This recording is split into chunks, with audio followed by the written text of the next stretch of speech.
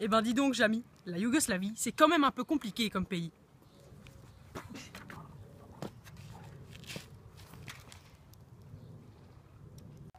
Tout à fait Sabine.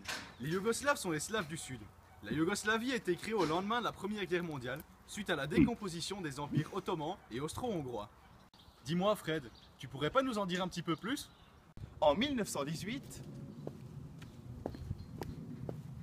le Monténégro intègre la Serbie. C'est alors la création du royaume de Yougoslavie. Pour la première fois, la Serbie, la Croatie et la Slovénie ne forment qu'un seul royaume. Mais ce royaume est fragile à cause de ses 4 langues, de ses 3 religions et de ses 2 alphabets.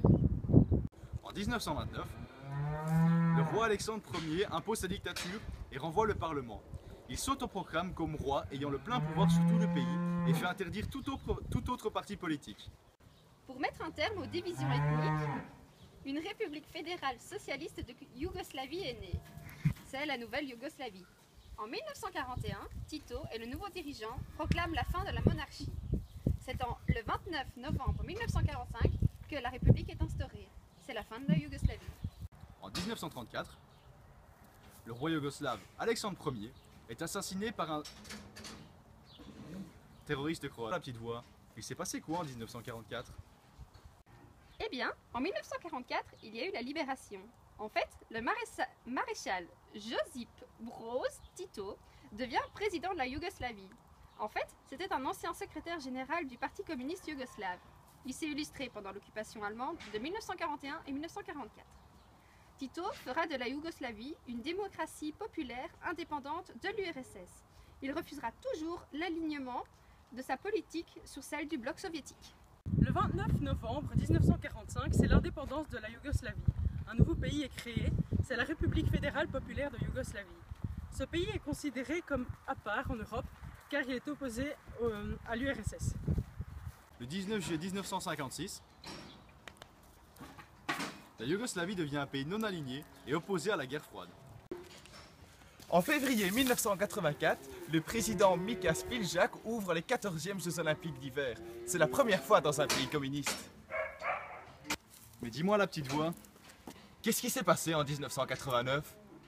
Bien, en effet, en 1989, des manifestations pro-serbes en Croatie commencent. Milosevic est au pouvoir.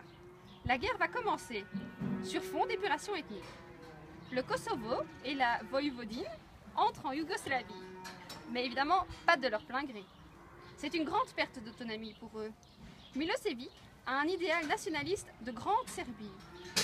Il est opposé aux constitutions fédérales en vigueur. Son acte est égal à un grand putsch. Ceci annonce la guerre ethnique, plus l'éclatement de la Yougoslavie. Mais dis-nous, en 1991, il y a eu un événement important, non? En 1991, le processus d'éclatement est lancé. La Slovénie et la Croatie deviennent indépendantes. Depuis la mort de Tito en 1980 que la Yougoslavie s'affaiblit. Suite à ça, la Yougoslavie envoie ses troupes en Croatie et c'est la guerre pendant 6 mois. Et en janvier 1992, la Croatie et la Slovénie sont officiellement reconnues par la communauté internationale. en 1992, c'est la troisième république fédérale de Yougoslavie, après la sécession de la Macédoine, la Bosnie-Herzégovine, la Croatie et la Slovénie. La nouvelle république est composée du Monténégro et de la Serbie. La politique est autoritaire et ultranationaliste, ce qui poussera à la guerre civile. Mais enfin, quel conflit barbare! Quand est-ce que ça finit? C'est en 1995, après 300 000 victimes, que le cessez-le-feu a lieu, grâce à l'intervention des casques bleus de l'ONU. C'est en 1999 que Milosevic est arrêté et jugé contre des crimes de guerre, des crimes contre l'humanité commis au Kosovo. En effet, Fred. En 2006, c'est l'indépendance du Monténégro, suivie 2 ans plus tard, en 2008,